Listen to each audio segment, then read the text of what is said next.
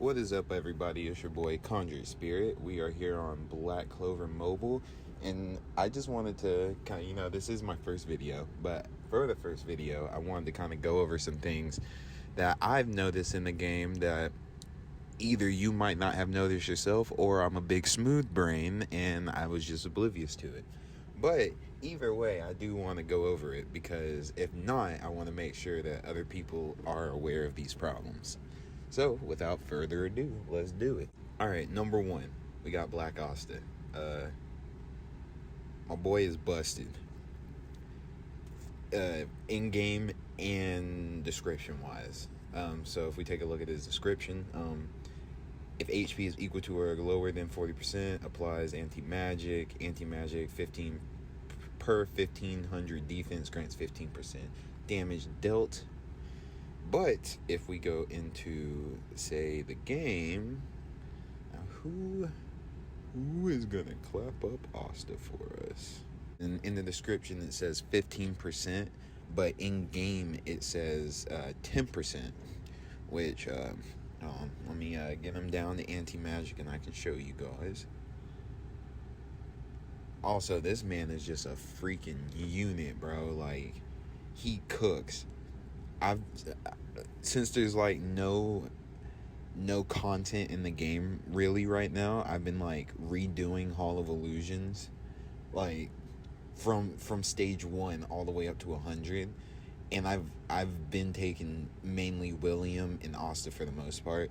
The nuking team setup that you saw previously, I was just seeing how high his damage could get, but yeah, he's on a whole nother level. It's actually ridiculous. Come on, pretty close. Oh, please don't kill him. You're gonna kill him, aren't you? Oh, thank you. Okay, cool. Okay, but yeah, boom, here we go. As you can see right here, anti-magic grants 10%, and if we pull it back up, as you can see over here, 15% per 1500 defense, 10% per 1500 defense.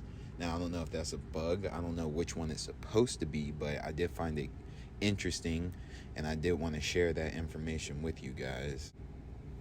Alright, number 2. Noelle. Now, Noelle, I think, is a lot more busted than we give her credit for. Because she kind of low-key like nerfs Black Asta in a way. Let's see. Let's use 0. Oh, do you have? Okay, you do have a Black Asta. Cool. All right, so we're gonna come in here.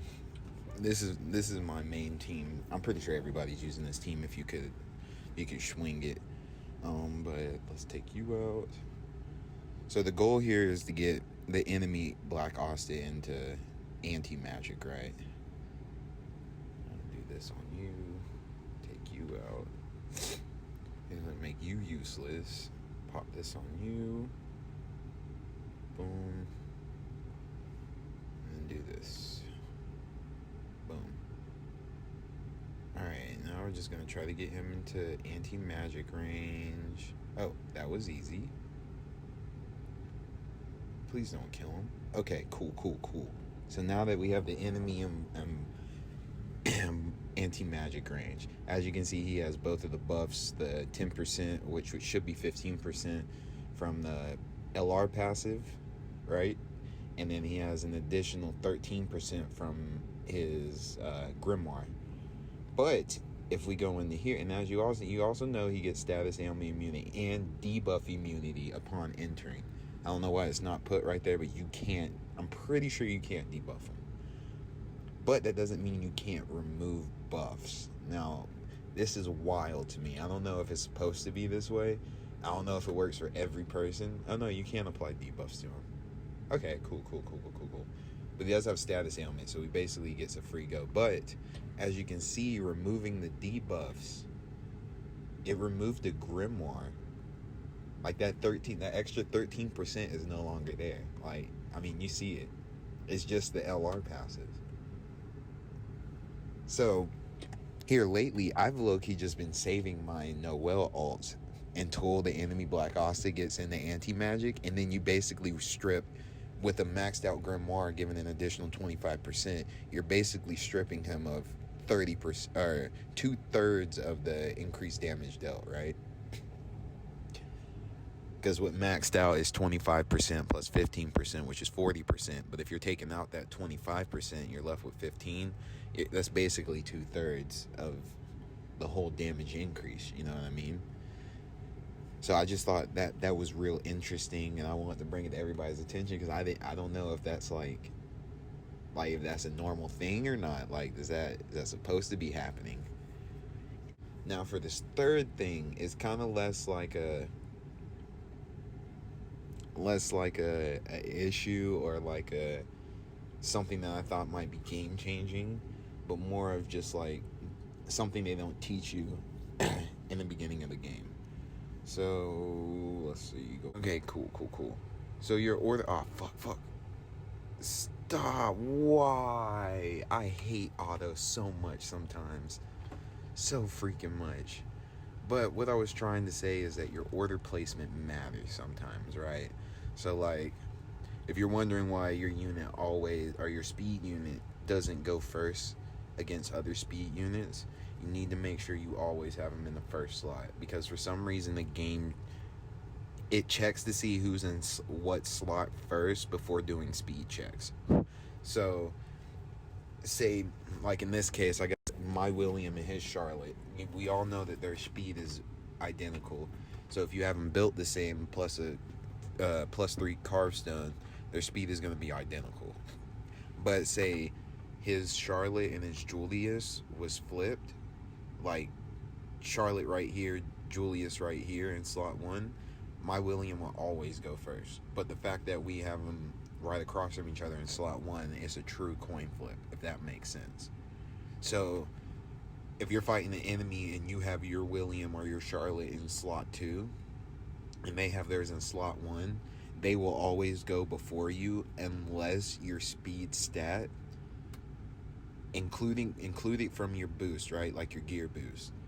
So all that takes into account. But if your speed stat is higher than the enemy's, you will go first, no matter what position you're in. So that the slot position only matters with speed ties. Like literally only with speed ties. Because if you're always faster, it doesn't matter where you are, you're always going to go first, right? But if you have a speed tie and yours is in slot 4, which I see that all the time with William, I'm always going to go before your William. And it's not that big of a deal, especially when you got beefier teams and stuff like that. But I mean, hell, as you saw, you got a strong enough Julius plus that 40% ignore defense. Hell, you can take out at least one Julius. You know what I mean? Oh, and then the last thing I want to mention before I end this video, I don't know if you guys hold the people. I know you saw the little loading circle right there, the like look at stats and stuff. But if you come over here to the little side on the right and you click the head, it's a one tap and it takes you to whoever you're trying to look at. So I just clicked on the enemy Julius, Barb, the enemy Julius. Go all the way up here for Noel, and we get Noel's stats and everything like that. Like, I don't know if this was just like an unspoken rule, but I just figured this out the other day and it kind of blew my mind. Because I don't know about you guys, but I fat finger all the time when I'm trying to look at somebody's specs, and then I end up using a regular or skill 1 instead of being ready to smack him with what I want, you know what I mean? But yeah, that's just a few things I've noticed in the game so far. Thought I'd share that with you guys. Also, I do have quite a bit, well, not quite a bit, I have all the lower ranked characters. We should probably clap you up, shouldn't we? We should probably clap you up. Let's clap you up. Okay, cool. Do that, and then we do this. GG's? Yeah, GG's. Okay, my bad. Got distracted. I thought I was about to lose there for a second. But I do have pretty much all of the lower ranked characters pretty beefed up. So I think I'm gonna do like a. Here we go. Except for Heath, he's missing 3 stars. I mean, I have the universal dudes, but I kind of don't want to use them. But yeah, as you can see, all of these guys are max stars. I just gotta work them up. So I'm here soon. I'm gonna be doing another video, basically going over these guys because I don't see a lot of people doing these, and I mean it's pretty easy to get them all to max duped, just because you kind of, you know, as you're summoning for your SRs, you're gonna get these pieces. But just to give you guys like alternates, like Soul, bro, Soul is stupid underrated. And I get, like, when Black Clover Mobile first came out, everybody was screaming like, oh, well, she's a good substitute for Mars and stuff. But hear me out. Hear me out. I think Soul is the best blue defender for defending. Okay? The best blue defender for defending purposes. Like, the best overall blue defender, yeah, of course it's Mars, you know, because he's a beefy boy with beefy stats. Like, and he comes with stun, like a stun chance, you know what I mean? But if we're talking strictly defense, like what a defender is supposed to do: tank, defend, taunt, Soul is better. She gets taunt on skill 1. Excuse me. She gives taunt on skill 2. And if you ever skill pay, she gives you a 29% damage reduction. Her ultimate removes barriers and gives a reduced magic attack debuff. And then if someone is inflicted with taunt, gives them an inflict 10% reduced damage dealt. Like, that is a fucking tank, dude. A tank. And then I'm gonna go over this all in another video, but yeah, bro, like, damage resist, like, bro, she has no gear. She has no gear. Why is her damage resist up to 315? And a lot of you guys underrate the fuck out of damage resist. Like, the absolute fuck out of damage resist, right? Like, that's why some of y'all Marses be getting clapped up. Like, you can have 15k defense. That's fine. You can have 20k defense. But with no damage resist, what's that doing you? Like, with gear, I mean, granted, it's only given plus 18. Wait, Mars is at 270. Base, Soul is at 315. Like, no cap, all of my, like, units that I need to withstand and last a while, like, Noelle, of course, you want her on the field as long as possible. Not William, but, like, my Noelle, I was building her up with damage resist. Like, you see it's 312. Like, even my Asta, 321. Like, I've sacrificed some attack to give to his damage resist for that reason. And I know people are going to be like, oh, that's an L take, that's an L play. But at the same time, it's not, because when we start getting, you know, transcendence, and on top of that, this is what crappy, like, look at this. This earring is kind of crap in the substat categories. Like, a lot of people that have 80 plus K Astas, both of their LR, like, main 2 LR pieces that give additional defense, they also have, like, an additional defense percentage rolled into the substats. Mine do not, like, on any of them, right? So by doing it this way, and if I could get jewelry with that, the defense will be there, and he's already at 26,000, basically 26.5. Attack is still at 22.1. Like, bro, damage resist, heavy underrated. Like, cause what good is your Black Asta if he's just gonna get clapped up? right? Like say Julius comes in, like say a Julius and a William combo come in, right? And he uses the combo skill turn 1 with William on your Asta. 40% defense ignored with a pretty beefy Julius. Oh yeah, that's taking at least half. That's gonna knock him. That will knock Asta into probably anti-magic range. And then when Julius's turn comes around, you know what happens. Ult on your Asta, and then he's dead.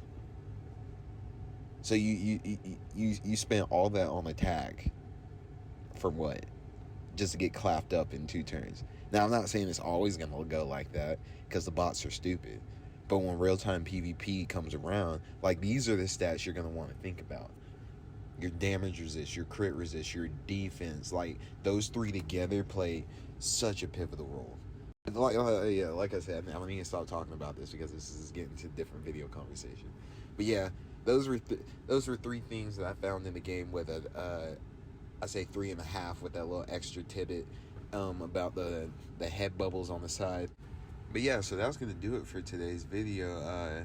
If you learned something new about the game today, make sure you leave a comment down below. Let me know which ones you didn't know, and if you did know all of them, or if this is just stuff that I should have known, comment down below that Spirit, you're a smooth brain, and I need to pay attention more. But yeah, guys, I appreciate everybody that tunes into this video, and be on the lookout for new videos in the future. I'll catch you next time. Peace.